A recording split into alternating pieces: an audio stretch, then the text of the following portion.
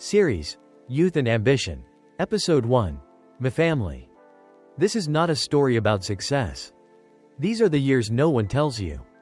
The years people hide once they've made it. Building a life doesn't start with big ideas. It starts with tuition, rent, and nameless shifts. Some are lifted up. Others must stand alone. Not because of malice, but because life assigns roles that way. These stories won't teach you what to do. They only lay out what has happened. Each episode is a layer of experience. The pain, the silence, the things unseen. If you are mid-journey, you may see yourself. If you've passed through, you may remember. If you're just starting, just watch and let it sit with you. Some enter the world with nothing at all. Only a void they must learn to fill. Blank, blank. Episode 1. My father died young. Not like a cinematic tragedy. No sirens. No screaming. Just, one morning, the house was quieter. I didn't understand, poor, back then. I just knew no one drove me anymore. No one asked, how is school today? My mother didn't cry much. At least, not in front of me. She'd stand in the kitchen too long, holding a spoon, cooking nothing. In America, they ask directly, your dad? The first time, I just froze. I didn't know the right answer. Finally, I said, he passed away. The words felt light, but my chest heavy. Like I'd boxed him into a short sentence. Years later, the college acceptance letter arrived. No one jumped for joy. Just Mom, sitting down. That night, she handed me an envelope. Thin, cash inside. She said, I saved this. I knew where it came from. From other people's fingernails. From days spent bowing her head. From late nights coming home. I didn't say thanks or promise success. I took the envelope. And for once, I understood. I wasn't allowed to lose my way. Blank. Episode 2. Some grow through advice. Others grow by watching someone bow every day. My mother did nails. Common work in America. But few ask how exhausting it is. She left at dawn, returned at dark. Hands smelling of chemicals. Back always aching. I studied by day, delivered food by night. At midnight, I couldn't even see the words.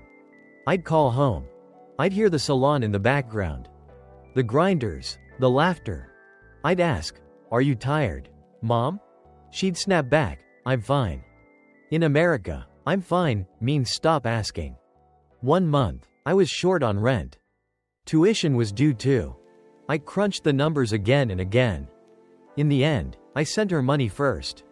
No one asked, no one forced me.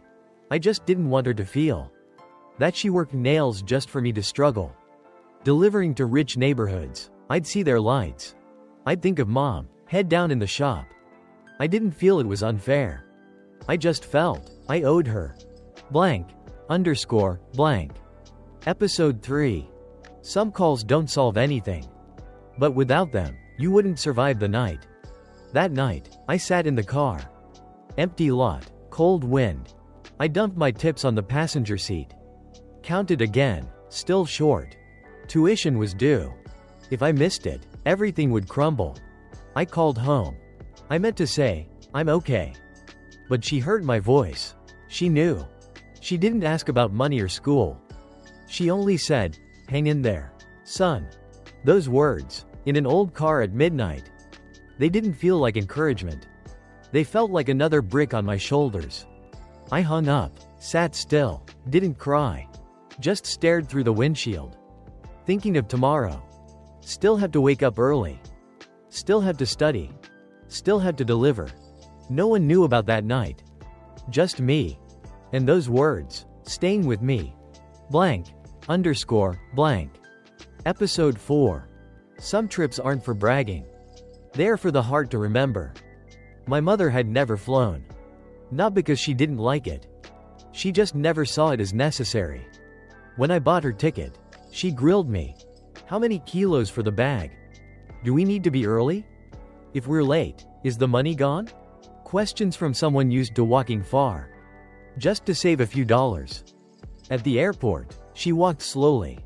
The monitors looked like a foreign language. I pulled the suitcase, she gripped her purse. Through security, she whispered, "Is everything okay?" I nodded. But truth is, I was shaking too. As we took off, she squeezed my hand.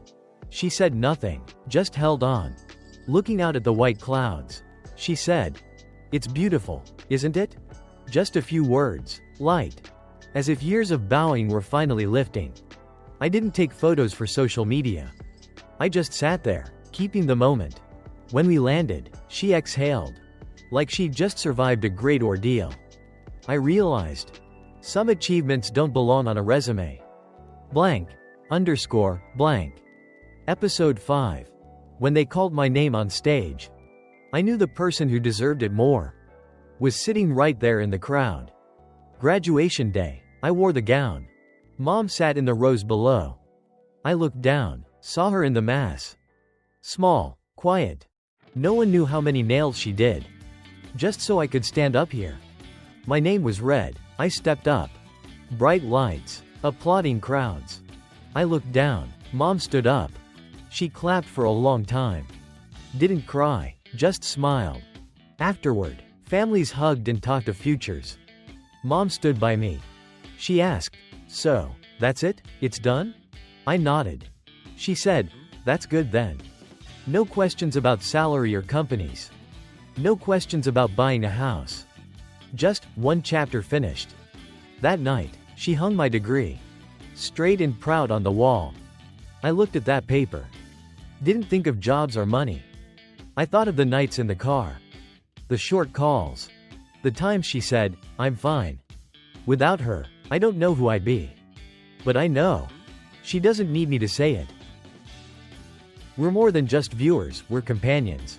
Subscribe so we don't lose touch.